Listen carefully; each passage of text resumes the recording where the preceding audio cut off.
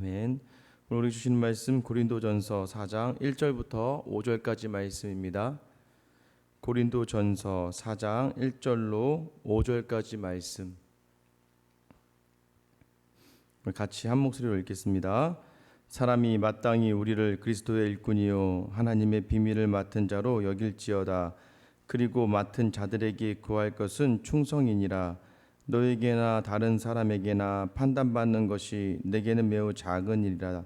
나도 나를 판단하지 아니하노니 내가 자책할 아무것도 깨닫지 못하나 이로 말미암아 의롭다함을 얻지 못하노라.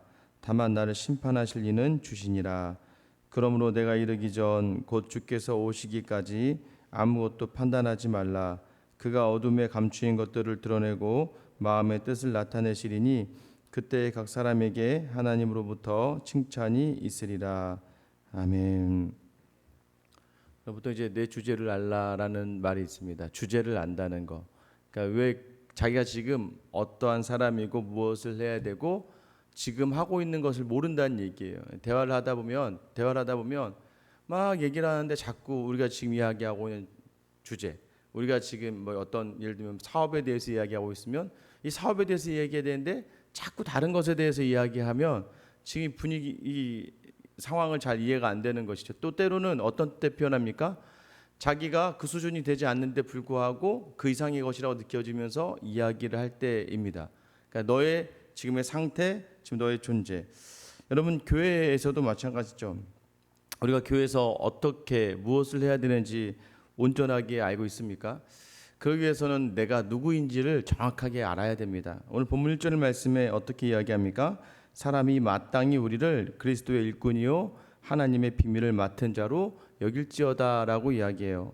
교회를 이루는 사람들이 궁극적으로 가져야 될 내가 누구인가? 우리는 그리스도의 일꾼이다라는 겁니다. 특별히 여기서 말하는 일꾼이라는 말이요, 바울이 참 좋아하게 사용하는 겁니다. 둘로스라는 그 노예라는 그 헬라어 대신에 히페레테스라는 그런 표현을 많이 사용해요. 히포는 뭐뭐 아래에, 에레테스 그러면 그 일하는 사람, 결국 이제 배 아래에서 노를 젓는 사람입니다. 그러니까 배 아래에서 노를 젓는 것이죠. 노를 저을 때마다 정확하게 북소리에 맞춰서 노를 젓게 됩니다. 그래서 이제 그 당시에 문헌에 의하면 이 히페레테스는 일반의 종류가 다른데 종이긴 종이지만 특정한 목적을 가지고 노를 젓다가 승리를 하게 된 경우에는 자유가 주어지는 그러한 종들을 의미하기도 했습니다.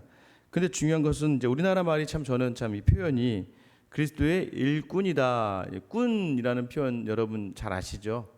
여러분 이제 뭐 우리가 꾼이 들어가는 건 전문가를 우리나라는 보통 이야기합니다. 그죠? 그래서 뭐에 특별하게 거기에 이렇게 탁 꽂힌 사람들을 무슨 꾼이다. 이거 완전 꾼이구만. 이런 표현이 뭐예요? 완전 능통하다는 것이죠.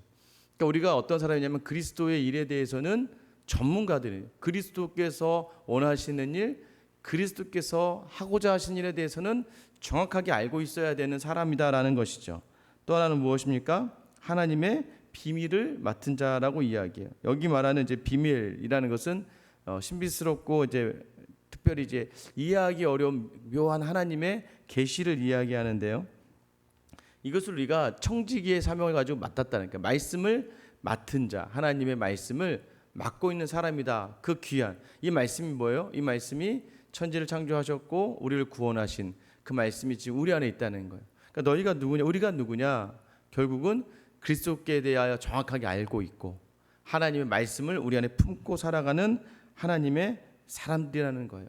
그럼 그런 사람들에게 원하는 것이 무엇이냐? 2절 그리고 맡은 자들에게 구할 것은 충성이다라고 이야기합니다. 그러니까 그리스도를 잘 알고 그리스도께서 하신 일에 대해서 능통하고 말씀을 마음에 품고 있는 사람들에게는 충성이 있어야 된다. 여기서 말하는 충성의 단어의 의미는 신실한 순종이라는 의미가 있습니다. 신실함과 특별한 순종이 담겨져 있는데요. 그러니까 변하지 않는 마음으로 순종해야 된다.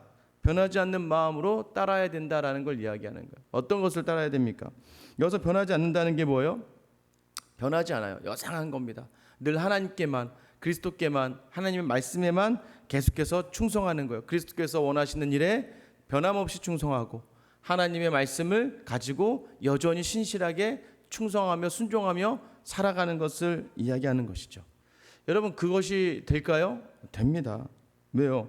뭐 저만 봐도 저는 확실하게 됩니다. 왜냐하면요, 저는 참 노는 거를 좋아해요.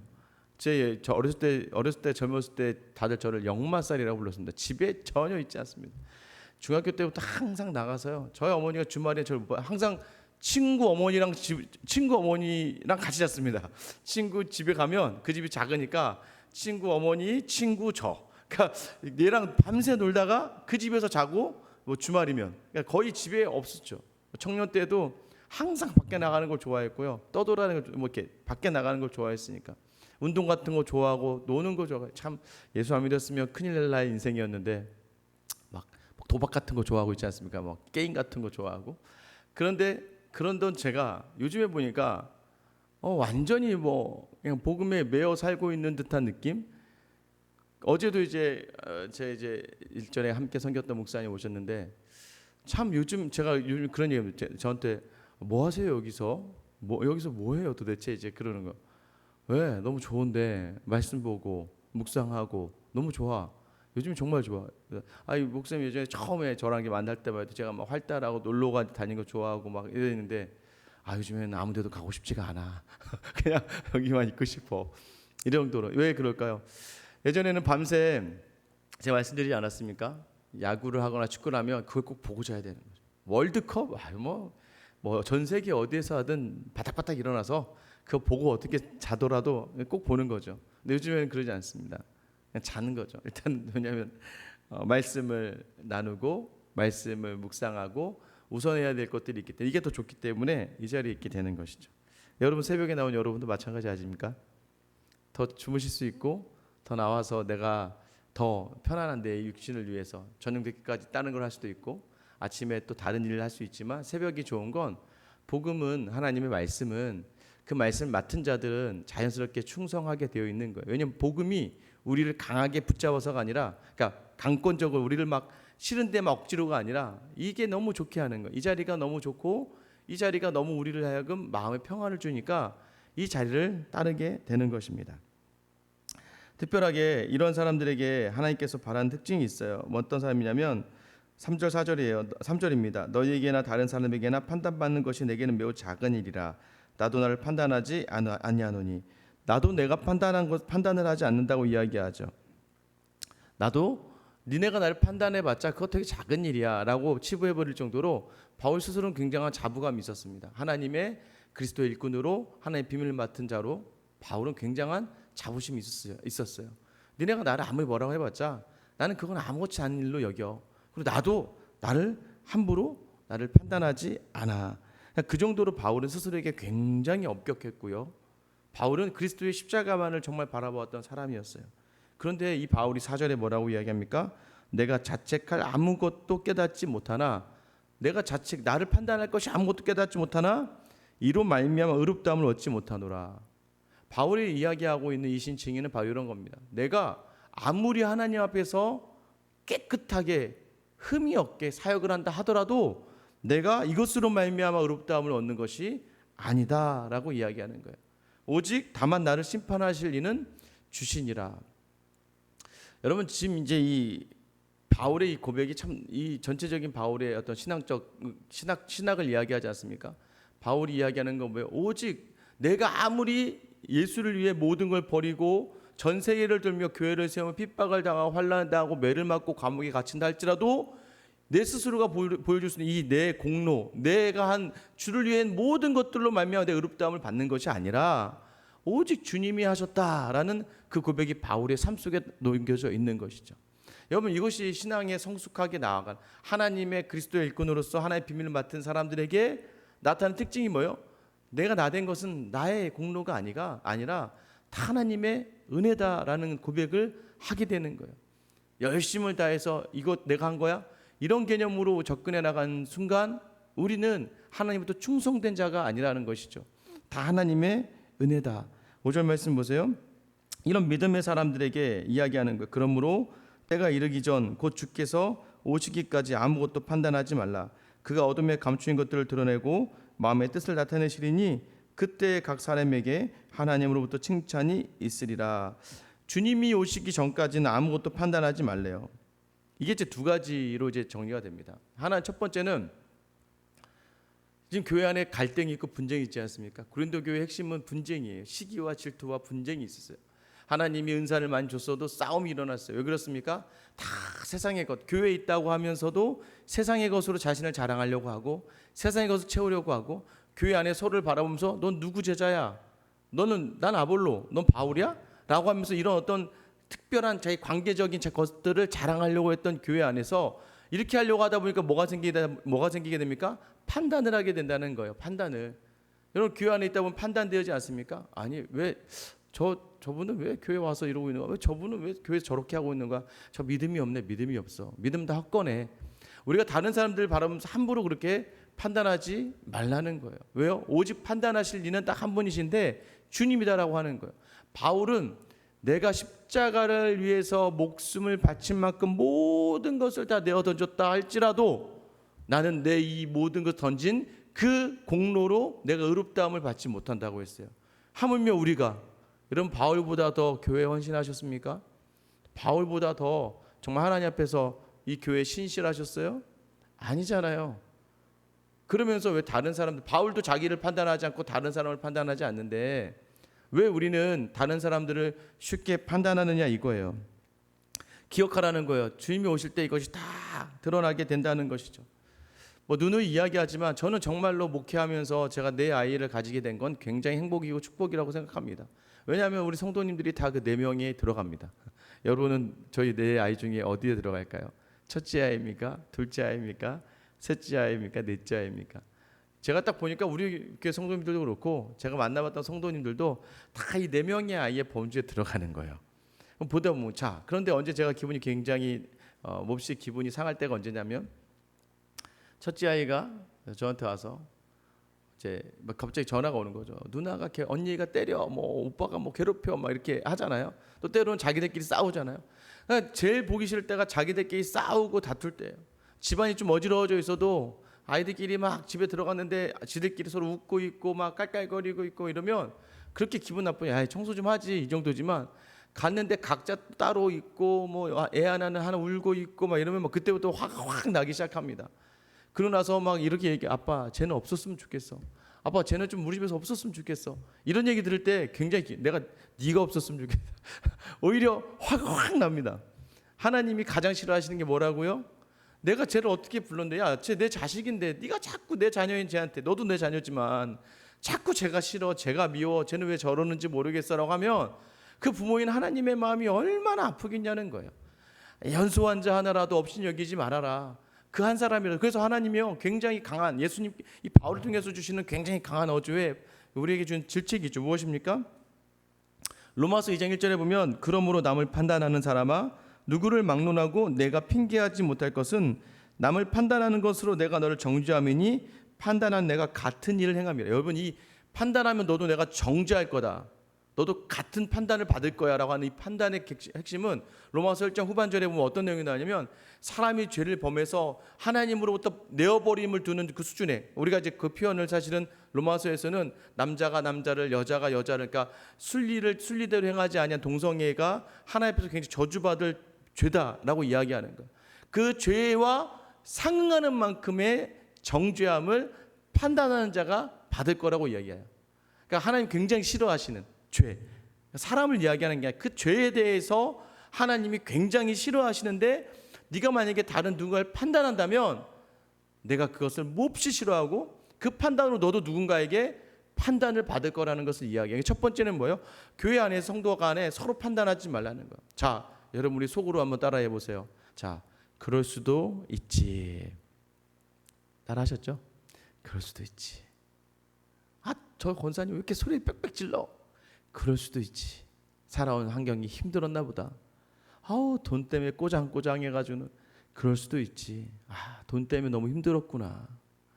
무슨 어떤 자녀 얘기만 나오면 막 화를 확 내는, 그럴 수도 있지. 자녀 때문에 몹시 힘든 시간을 보내셨구나. 어떤 곳에 탁탁 걸려주면서 화를 내거나 분노하거나 갈등을 일으키는 일들이 생겨나요. 그럴 때마다 여러분 아셔야 돼요. 그것은 그분이 우리에게 이야기하지 못하는, 감당하지 못했던 상처들과 아픔과 여러 가지가 있는 거예요. 여러분 되게 재밌는 건 뭐냐면요, 사랑을 받은 사람이 사랑을 할 줄 알아요. 제가 보니까 그래요. 여러분 저희 넷째 아이가 맨날 아침마다 어린이집 갈 때마다 과자를 싸가겠다고 난리를 치는 거예요. 왜 그러냐 했더니 어제 이제 가서 그랬더니 어제 못 사줬거든요. 했더니 막 울면서 난리가 났는데 이제 딱 데려주면서 보니까 선생님이 얘가 아침마다 올 때마다 이렇게 과자를 친구들에게 나눠줄 때 친구들이 고마워하는 그것에 대해서 굉장히 만족감을 누린다는 거여서 네. 그래서 과자 이만큼 사다 놨습니다. 갈 때 좀 가지 하나 애들 줘야지 주는 느낌. 그래서 제가 이제 저희 아내가 그러더라고요. 참 우리 집안 사람들은 이게 다들 밖에 퍼주는 걸 좋아해. 아빠 수업도 시작해가지고는 왜 그럴까 그러는 거야. 그래서 제가 그랬어요. 야 주려고 하는 것도 있어야 주는 거지. 없으면 주지도 못해.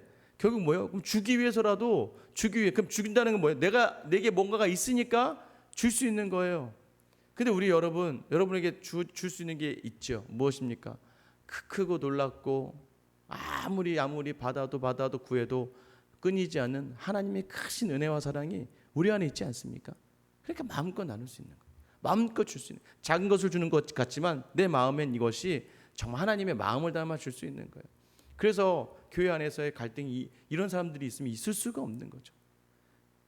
가장 좋은 건 뭐예요? 마음을 보여주는 거예요. 제가 얘기하지 않았습니까? 그냥 이제 제가 이전에 어르신들 섬기면 행복한 어르신들 막 다 평균 연령이 80세인데요. 막 다들 각자 살아온 인생이 있고 하다 보니까 막 목사님 마음대로 하셔야 해놓고선 계속 뭐라고 합니다. 뭐 하나 하면 갑자기 오셔서 목사님 사실이 있잖아요. 그게 말이죠. 막 어떤 분 와서 목사님 저는요 있잖아요. 막 이러시는 분 있습니다. 그때 가장 저는 어떻게 하냐면 그냥 권사님 맞아요. 죄송해요. 제가 아직 그밖에 모르지만 권사님 말씀 충분히 이해가 되면서 그냥 어떻게 해요? 한번 안아드리면 돼요. 권사님 그러셨구나. 제가 거기까지 생각 못했는데 근데 권사님 죄송해요. 또 뭐 제가 그렇게 하지 못해서 죄송해요. 하면 모두가 다 이해해요. 왜냐하면 제가 그 마음을 알아들이잖아요. 그렇게 해드리지 못해도 그 마음을 알아듣는 것만으로 여러분 이러한 마음을 가지고 교회 안에서 생활하시기 바랍니다.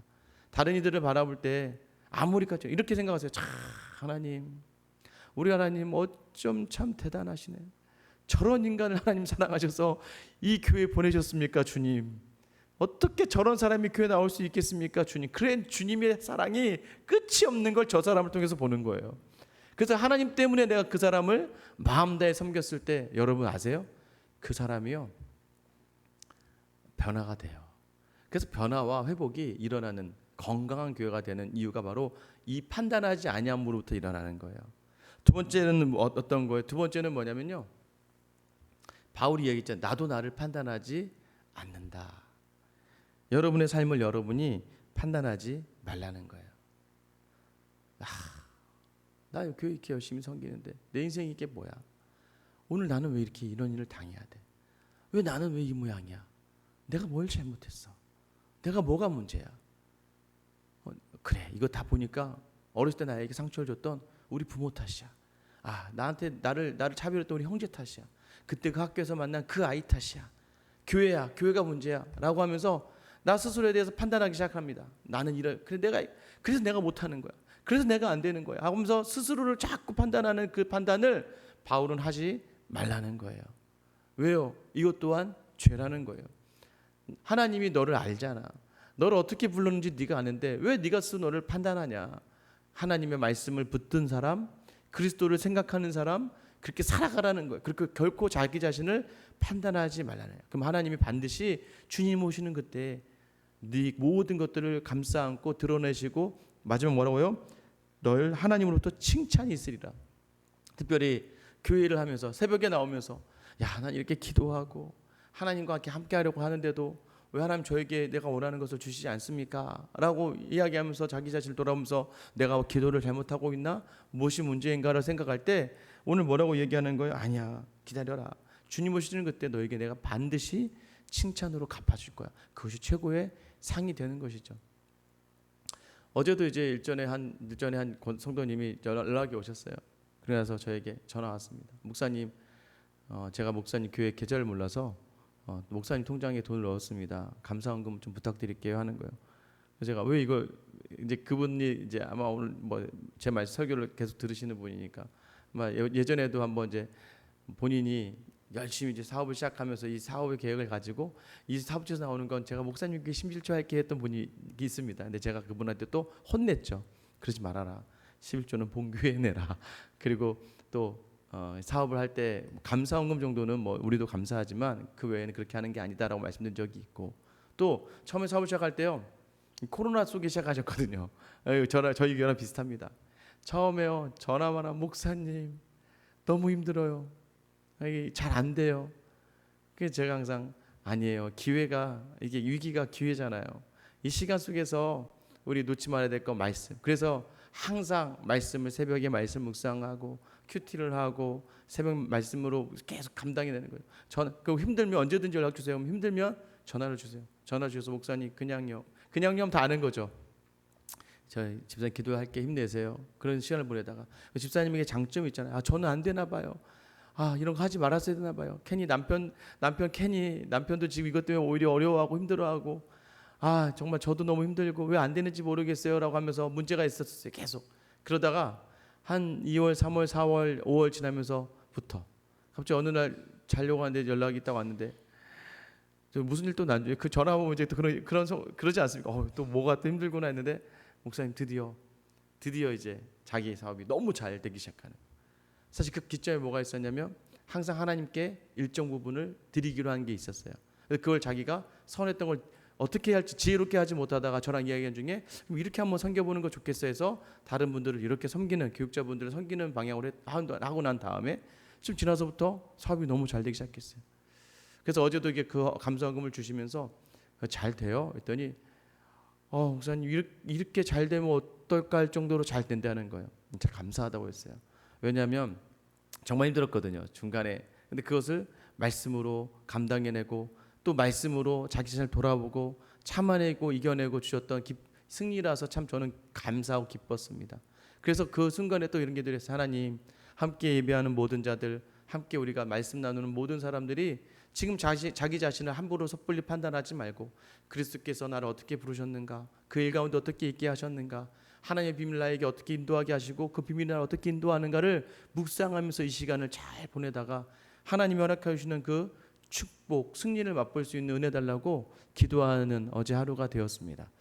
사랑하는 성도 여러분, 이 새벽에 나오면 여전히 우리는 힘들고 어려운 상황이 우리에게 계속해서 있을 수 있어요. 그러나 그때마다 나 자신을 쉽게 판단하지 말라고 주시는 말씀. 더 나아가서 교회 안에 있다 보면 제일 어려운 게 관계잖아요. 다른 사람들을 함부로 판단하지 않으며 나아갈 때, 그때 하나님께서 그 사람을 충성되었다. 여러분이 나중에 이 세상을 떠나서 눈을 뜨면 분명히 여러분은 예수님의 품 안에서 눈을 뜨게 될 거예요. 그때 우리를 바라보시면서 잘했다, 착하고 충성된 종아, 너는 보이지 않는 중에도 최선을 다해 신실하게 섬겼구나, 네가 충성했구나, 이 음성으로 칭찬받는 여러분의 인생이 될 수 있기를 예수님의 이름으로 축원합니다. 이 시간 같이 한번 기도할게요.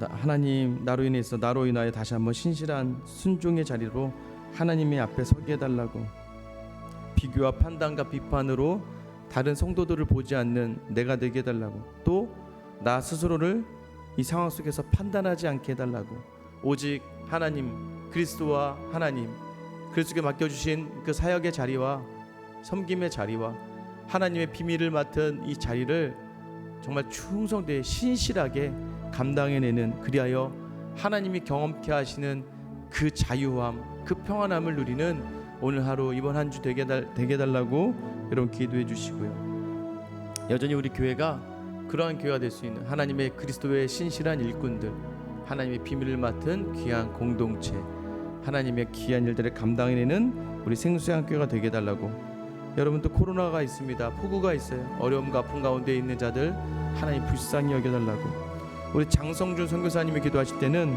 미나미 후나바시 교회, 이제 막 교회를 시작하고 있는데 코로나로 어렵습니다.